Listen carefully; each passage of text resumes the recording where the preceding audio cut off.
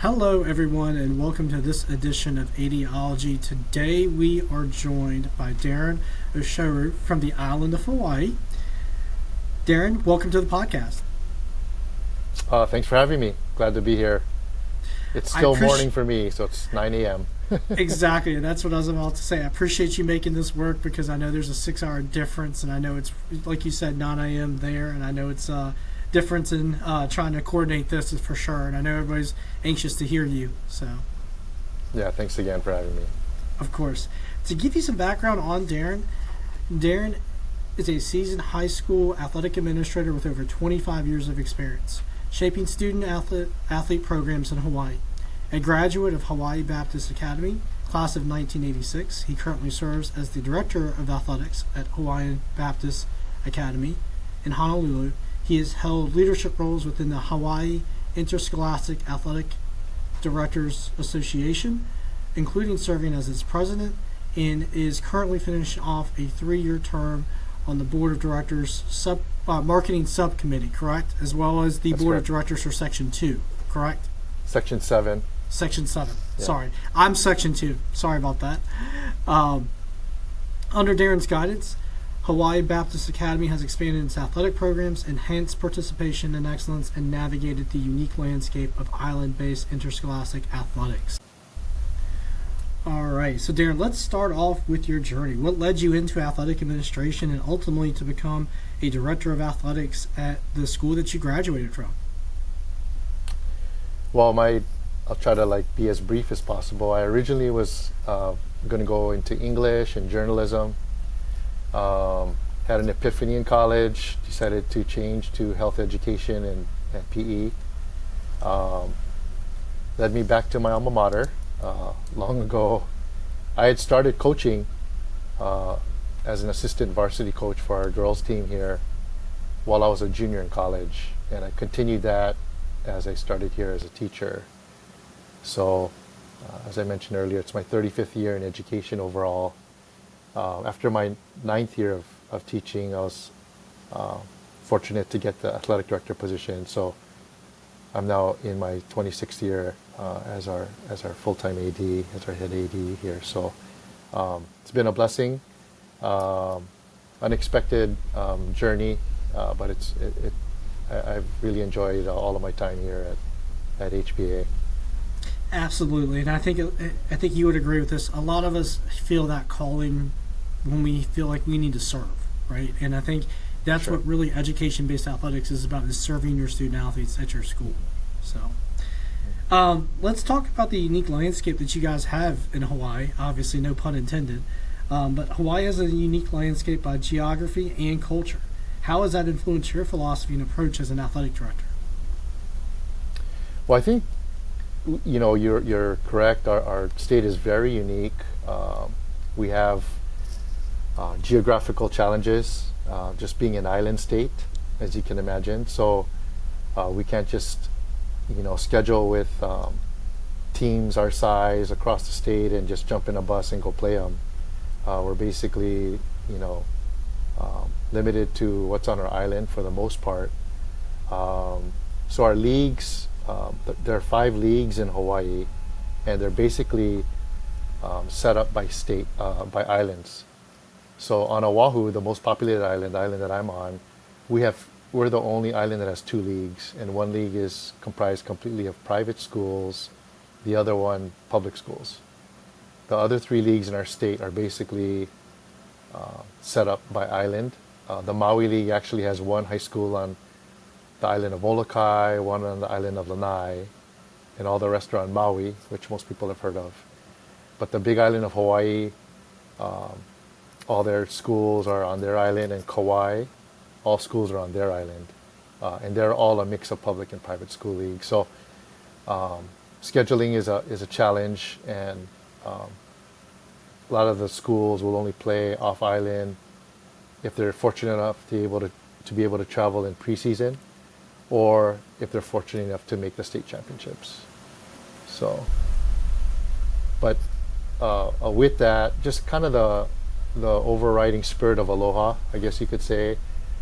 All the schools really try to work with each other, whether you're a school of 100 students in high school up to 2,500, across leagues, private, public. Everyone tries to work with one another to help one another out. Even to the point where in the Maui League, for example, most schools will only play at the other school every other year.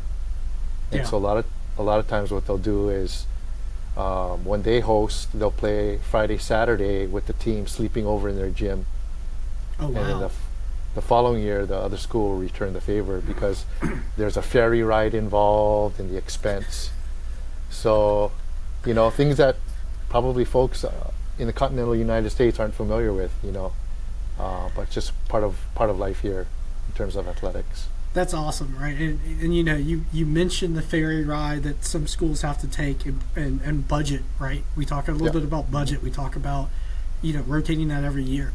And then you also mentioned about them sleeping in the gym for, a day or two to make that work from a scheduling component. And I think that's a very unique feature that you don't see in most schools, but or most school districts or state associations.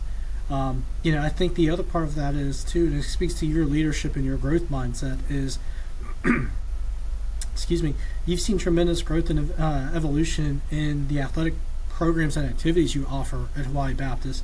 What strategies or leadership practices have been most effective in building your programs in a school-wide athletic culture? I think for us, when I first started, my focus was really on increasing participation.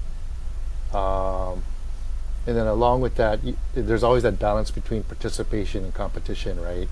Yeah. You don't want to start every team or offer every sport under the sun and have them all, just in terms of wins and losses, all struggle. You need to have a little bit of success, of course, to try to kind of,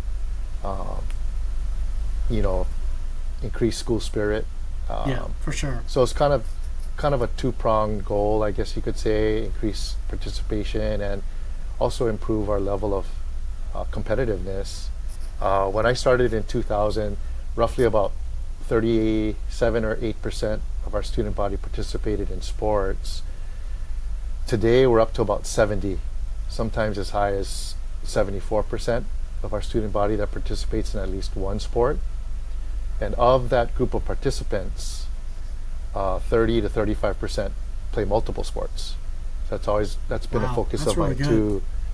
It's smaller than it used to be, but we probably haven't shrunk as much as maybe a lot of other schools have, with a lot of families and kids being focused on specializing and feeling like they have to keep up with the Joneses and go to all the clinics and just focus on one sport from the time they're young. We really try to emphasize the importance of multi-sport participation. So absolutely, that's worked for us. I think small schools, and really any school nowadays, now that I say that, I think any school really does trust the multiple sport participation, because that's where your programs really thrive if you have good student athletes. You mentioned two things about some of the obstacles and challenges that you face. I'm going to combine these next two questions because I think they are the same, and I'm really curious, and I think our audience would love to hear this as well. You mentioned some of the obstacles that you face being an athletic director in Hawaii. What do you say is the most challenging, and how do you take that challenge head on? Well, I'll try to represent all of our ADs. I'm at a private school where we're blessed with funding, so financially it hasn't been a struggle. Personally, for me, I know a lot of my colleagues at public schools. That's probably the biggest part of their job is budgeting and fundraising, searching for grants, kind of working with identifying members in the community that maybe have a tie with the school that can help with services and support their school's athletic programs in different ways. So that's a challenge for sure. And just the time difference, working with vendors, if you're ordering uniforms, let's say from a vendor that's based on the East Coast, it's always either 5 or 6 hour time difference. So things like that. And that, to be honest, that's been a big part of the challenge serving on NIAAA committees, um, being on Zoom calls, traveling to Indianapolis, which is in the Eastern time zone. A lot of folks don't realize Indianapolis is actually in the Eastern time zone, probably one of the furthest places west that's in the Eastern time zone. But just that just difference, just being out here isolated, so far away, that's a challenge for all of us for sure. Yeah. Sorry, I have motion sensor lights. This happened in my last interview as well. So it happens every 20 minutes, if that makes you feel any better. Nice. So, no, so I think that's good points that you hit on. Is the time difference does play a big key for you guys, right? The travel, the time difference. I did not know until I went to Indianapolis as well last summer that it was in the Eastern time zone. And my wife was like, you're in the same time zone. We didn't realize that. And we talked a little bit about Ed, and I love Ed to death. He's taught me through some of this too, and I think that's a good point that you bring up that I don't think a lot of people realize. We all face travel, we all face those obstacles in ordering things, but the time difference for you guys is really a big kicker for you guys in some of this stuff. Yeah, and we don't, we can't complain, right? Because we come home to Hawaii. I get ribbed every time by our board of director brothers and sisters. They're really their concern is genuine. When they see me struggling to stay awake or whatever. But ultimately, I just like to say it's the price of paradise. It is the price of paradise. Correct. The high cost of living or whatever, but we are isolated. That's a reality, the time zone difference and whatnot. So it is what it is. Absolutely. No complaints. Absolutely. And this last question, I think, speaks to a lot of the people that listen to our podcast is whether you're aspiring new, current athletic administrators, what tips, tools, professional resources, or association, what things would you recommend to help grow in the profession? Good question. I would say, especially as a new athletic director, hopefully when you first started or as you start, you ask yourself why you want to sit in the seat or why am I sitting in the seat? Why do I want to become an athletic director or serve as an athletic director? And really the answer should always be altruistic ones, right? I want to serve, I want to mentor, this is part of my ministry, I want to help students grow, because it's such a difficult job, and a lot of times you only hear from folks when they're upset or when they're complaining. So I would say know your why, and it can't be for any reason other than you really want to serve and help others.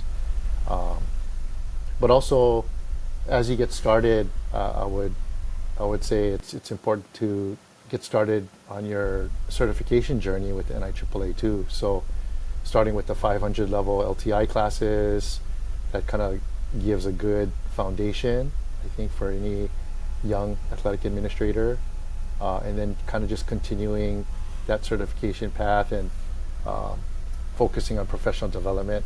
And with that, I would say finding your circle. So identifying folks in your league or state with whom you've worked, like-minded, but also willing to hold you accountable for things. And you find that circle, your support team, your group, they can help you, and you folks can pick each other up when you're struggling, offer advice. It's interesting, right? We all, as athletic directors, our teams are always competing with one another, and so there's that element and balance of competition. But I think when it's working well, all the schools and their ADs are still supporting one another too. So finding that circle and relying on them, and then also finding a group, maybe regionally and nationally, that can offer support too. I think that's important. I actually just wrote an article that came out in the fall issue of the IAA magazine. I saw that. Yeah, and it's actually this very question, and it was titled "Personalizing Your Path of Service." So I think just being you, and I kind of shared a little bit in that article that for me, I basically waited 19 years before I really got involved in leadership at the state and national level. But that doesn't mean I prioritize my family more than the next guy who maybe can kind of juggle everything and get involved in everything at an earlier age. For me, my choice was just what it was, and I was going to wait until my youngest finished high school before I kind of jumped in and got really involved. So, and I just kind of shared that in the article for folks that maybe feel like they can't wait too long, or giving up on serving at their state and national level, that really they can, obviously. So, but yeah, that would be my 3 points of advice for new ADs or ADs just getting started. Absolutely, and I think you hit the nail on the head with a lot of that, and you really do embody what ADology is about, right? Best tips, tricks, tools, resources to get in this industry, or people that are aspiring or currently in there that might be struggling with some things, right? And I think finding your group, remembering your why, is why I wanted to have you on here. Obviously, you and I talked about this for quite some time, and I did read your article as well, and I thought it was really, really good and spoke volumes as to why you're on here with us today. And I think, that's what people forget a lot of times when we're in the grind of games and things of that nature, is what is your why? Why are we here? We're here to serve our student athletes, first and foremost. Deren, I really do appreciate you having you on our ADology podcast for today. Is there anything else you'd like to leave our audience with?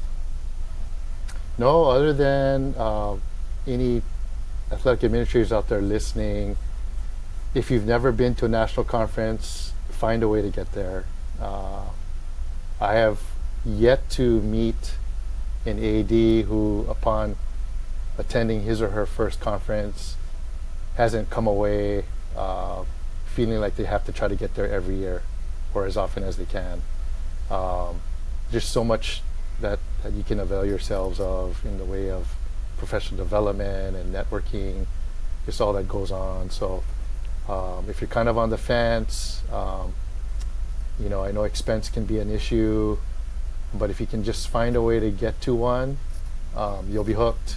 And it's not only an enjoyable experience, but it's also one that kind of, I think, can reset you and recharge you as an AD.